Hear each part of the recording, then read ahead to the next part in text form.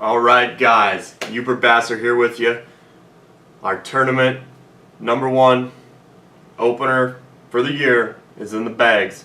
We're going to do a quick little review of what I was doing, how I caught my fish, and did I win? And then we'll roll some clips from that tournament. Anyways, so it's opening bass fishing weekend up here in Upper Michigan. Water temps were in the 60s. We caught a day with lots of clouds, off and on rain, and light winds. So at least we had that going for us, a little bit lighter winds. But the fish were biting. I caught easily over 30. My dad fishes the same club. He believes well over 50. So the fish were eating. A lot of the average fish were probably 2 to 3 pounds. That was the average fish weight for the tournament. Winning weight, best 5 went 17 pounds, just over, and that was caught by yours truly. Had a great day. You'll see that in the video. I start getting pretty jacked up. It's just one of those days where it seems like wherever you're casting, you're catching a good fish, and it's another coal. I was catching them. I caught all but a few of the fish on a chatterbait, paired up with a Netbait Little Spanky, just a small swim bait, and that was in the Copperfield color, I believe. And the swim bait was a white with a little bit of translucent and some black speck in there. That was the color of the chatterbait. And I was throwing that on my Fitzgerald 6'6" spinnerbait rod, and we had it paired up on an Ardent Apex Elite. Nope, check that. Ardent Apex Grand. I switched that out to the Grand. Just these fish were so aggressive that a lot of my strikes, they would come with the fish chasing the bait, and they would just knock at least a foot of slack into your line. So you really had to use that high-speed reel, the Grand, and I used that to catch up to those fish and get that hook in them. Sorry about the little mix-up there, but yes, definitely the Grand I had on those. High-speed, 7-to-1 ratio, because these fish were aggressive. And I was throwing that on a P-line tactical fluorocarbon. That was 12 pound on that chatterbait, just because I was ripping it through grass and reeds. I think I retied once during the entire day, and that was just because I caught a 4-pounder and was just one of those, just retied to make sure you don't screw up your next fish. Other than that, my line worked out awesome. I didn't have any nicks or anything up the line. Didn't feel like I needed to retie any time other in the day. So I was really proud, or really happy with how that worked out. The line was holding up great. Rod just handled them fish like a boss, and then Ardent reels always doing work. Other than that, the other lures I used, Booyah lipless crank, the old hard knocker. I was using a little bit of loud rattle, getting some fish riled up, caught a couple on that, and I believe that is it. Those were the 2 lures that I caught all my fish on, well over 30 fish. Alright, that's a little bit of what I was using. Now I'm going to take a quick minute, kind of tell you what I was targeting, what I was targeting with that chatterbait, and where I was throwing it, and what I was doing to get those fish. So still early season for us. It was our opening weekend, like I said. So we're looking at temperatures low 60s. So these fish are just starting to move up. I mean, there are some beds, but I believe the majority of these fish were pre-spawners, and they were just up in the shallows eating. I didn't catch any fish that looked tore up like they had been on a bed for any amount of time. So the majority of these fish, I'd like to say, were pre-spawners, moving up and getting ready to make up some beds. So what I was looking for secondary points in these coves. There's multiple coves on the western shoreline. In them coves, I was looking for secondary points. One of my primary spots, you'll see a little bit of reeds, the old dead reeds. I was catching fish in that, and that's where quite a few of my bigger fish came from. But the difference where I was compared to the people that were around me, because you'll see me lifting fish up. My dad was actually in that same cove when you see me lifting fish up. I was just showing them, hey, got another one. You know, little dad-son rivalry. Gotta let them know that I was doing good. Either case, the difference between what I was fishing and what he was fishing and other people that were in that cove, the other people were fishing a little more shallow. They were fishing probably 3 foot and less. On the spot that I hit, and I caught a majority of my fish in probably less than a 20-yard stretch, and that was probably a square area. I mean, it was a small spot, but it held multiple 3 to 4 pound fish that really gave me the win here. And what the difference there was is I had the dead reeds from the previous year in old growth up on that little bit of a high spot, probably in like that 3 foot of water, but just where I was and just in front of it, I had a decent drop pretty quick to 5 to 6 feet, and that had a little bit of scattered fresh grass growing in it. And I think that was key. That was what brought me. It was that little bit of deeper water. The spot I was fishing wasn't the shorelines of this cove. It was actually a point out in the middle, like a higher spot out in the middle of this cove, which kind of created a secondary point, I guess. Just something different where it wasn't just the same flat 3 feet of water in the reeds. And that's where I caught most of my fish off that single spot. So that worked out pretty good. Other spots that I targeted, as you'll see out throughout the video, some of those were just an actual big secondary point from shoreline that had a good drop to about 5, from about that 3 foot range down to 5 to 8 to 10 feet. And it dropped moderately fast in those areas. And it was just secondary point, a little bit of grass. I mean, if you didn't have the grass, it was mostly just sandy bottom. So you needed a little bit of that grass to find some fish on them. A little bit there, and then there was a couple humps out in one of the coves that most of the water around it was 10 to 15, and these humps came up to as shallow as, I believe, like 2 to 3 feet in some spots. And I caught multiple fish off of those as well. So for me, I believe it was mostly a pre-spawn pattern that I fished, of fish moving up. And that's, I think, what was the difference between what I was fishing and what others were fishing. South Manistique Lake up here in Upper Michigan. Got it for the win.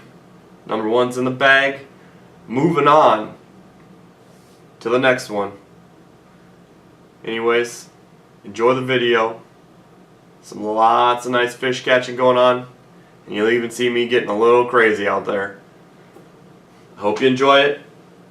As always, like, subscribe, share it, and we'll get some more videos out for you. Thanks for watching.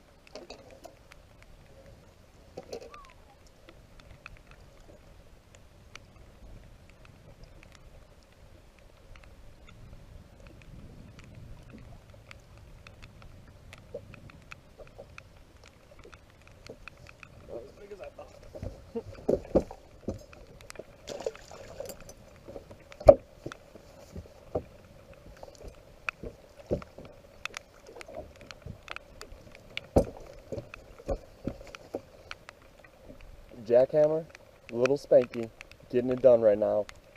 Got my limit. Had my limit for a while. We've called about 3 times.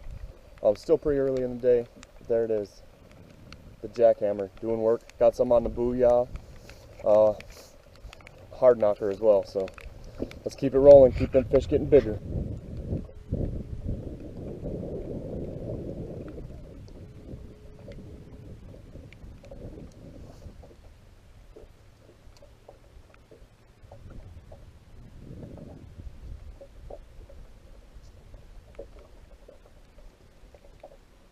Good one. Come on, baby.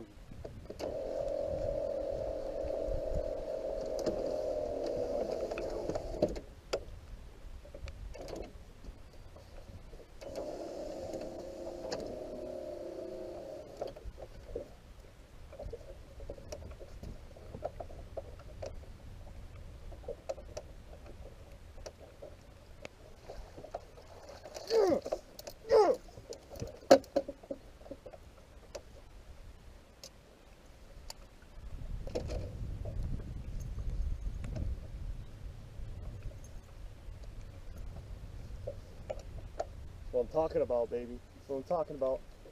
Got him on that Apex Grand, paired up with little Fitzgerald. We're getting them, boys.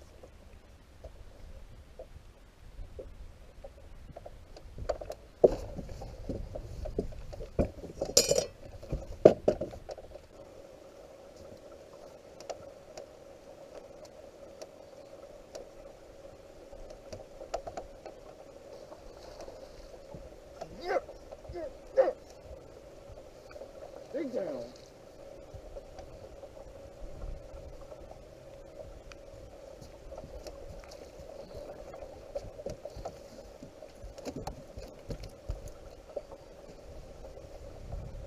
We are on fire right now, boys. On fire.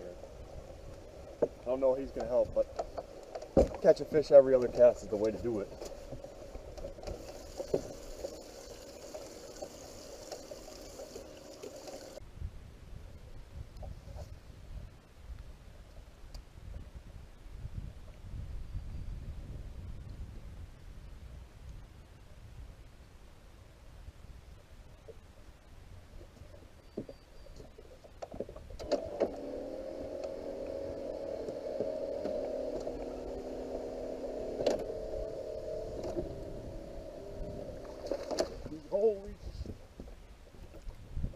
This is a good one.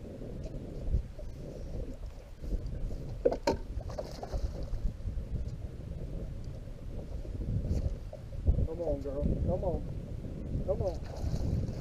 Yeah, yeah, yeah.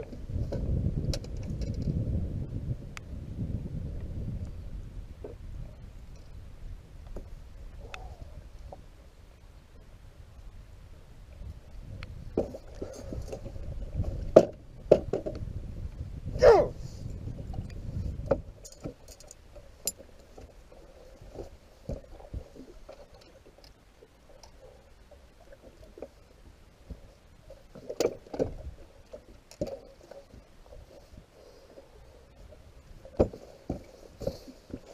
This is nuts, boys. We are on them today. I'm hoping nobody's catching them like I am. You never know. But we're probably sitting close to 15 pounds right now, I'd say. Or at least getting close. We're probably 12. I got one small one left to get rid of. See what we can do. I'm going to sit down, take a break. I'm going to get a little drink. Getting a little rocked up, getting a little pumped. Need to calm the nerves a little bit. Alright, got my little break, got my drink. Next cast, fish on. Another good one.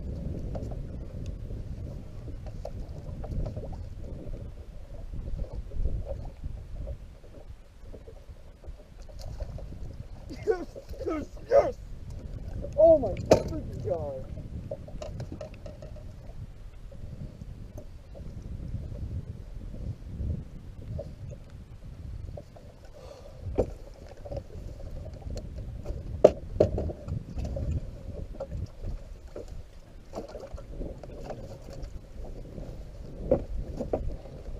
That's what I call an upgrade.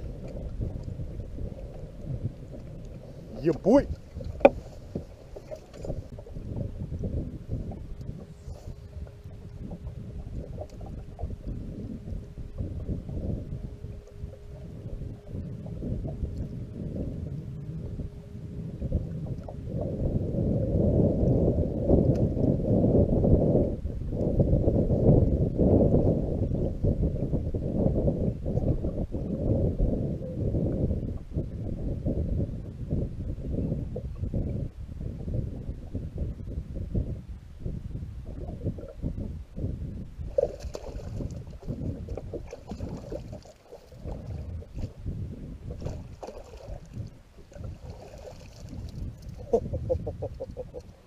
Oh boy.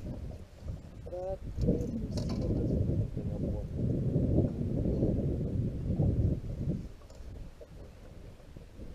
Freaking giant.